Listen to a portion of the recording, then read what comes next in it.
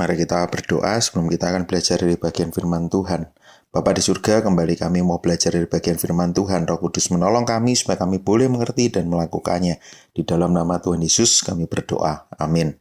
Hari ini kita akan merenungkan bagian firman Tuhan dari Ibrani 4 ayat 14 sampai 16. Ibrani 4 ayat 14 sampai 16. Saya berikan judul renungan ini, dengan penuh keberanian menghampiri tahta kasih karunia Allah. Dengan penuh keberanian menghampiri tahta kasih karunia Allah. Saudara, ketika kita mencoba melihat hidup kita, mungkin kita ada di dalam keramaian, kita berjumpa dengan banyak orang, di dalam rumah kita ada banyak orang, di dalam keluarga kita, di tempat pekerjaan kita. Tapi ada banyak orang yang di tengah keramaian itu, justru dia merasa sendiri. Karena dia merasa tidak ada orang yang bisa mengerti dia. Tidak ada yang bisa sungguh-sungguh mengerti kedalaman hatinya. Bahkan seringkali kita sedang sedih, tapi di tengah orang banyak kita harus tertawa.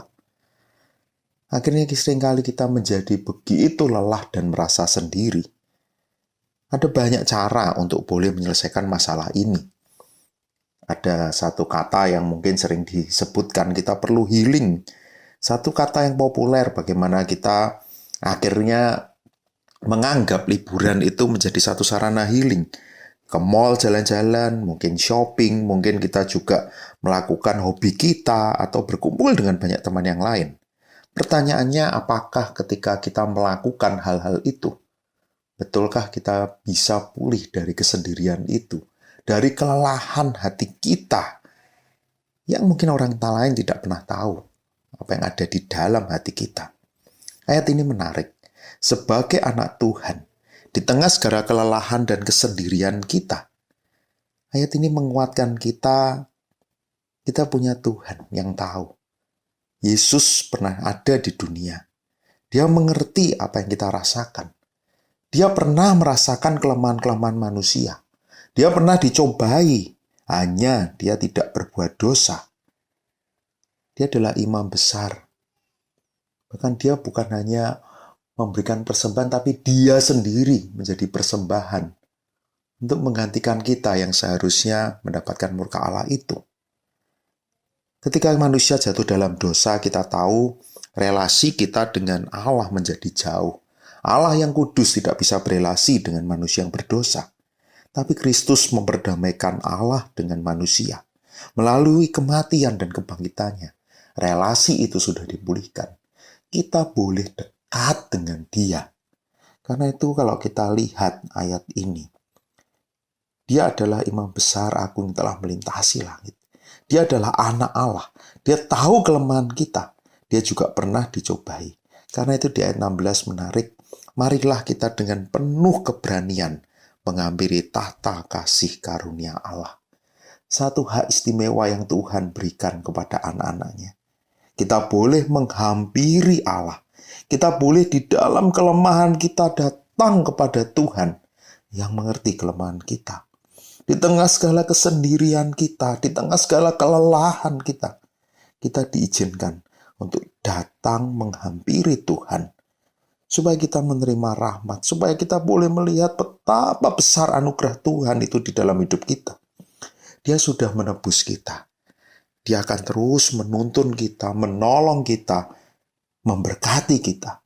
Berkat jasmani, berkat rohani, hal-hal yang baik telah dia sediakan bagi kita. Bahkan yang menarik, seringkali kita lelah karena kita merasa, aku tidak tahu jalan keluarnya. Aku merasa sudah begitu berat. Di situ dikatakan mendapat pertolongan kita pada waktunya. Bukankah ini juga sangat menguatkan? Dia pun tahu yang terbaik bagi kita. Dia akan menyediakan yang terbaik. Dia akan menjawab seruan doa kita. Seturut dengan rencananya yang terbaik bagi kita, manusia ciptaannya yang sangat dikasihinya. Dan dia pun tahu waktu yang terbaik bagi kita.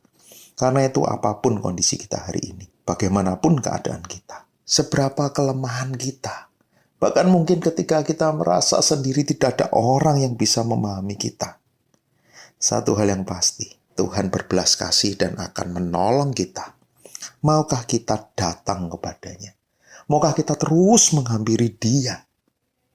Dan alangkah indahnya kalau kita menghampiri Dia bukan hanya waktu ada masalah, tapi sepanjang hidup kita, bukankah kita tahu kita selalu memerlukan Tuhan? Kita tidak bisa hidup tanpa Tuhan.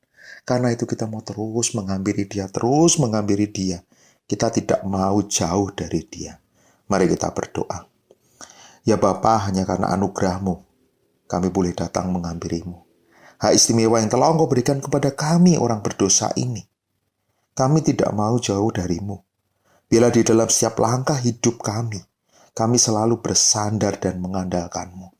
Dengan penuh keberanian, kami mau menghampiri tata kasih karunia Allah. Di dalam nama Tuhan Yesus kami berdoa. Amin.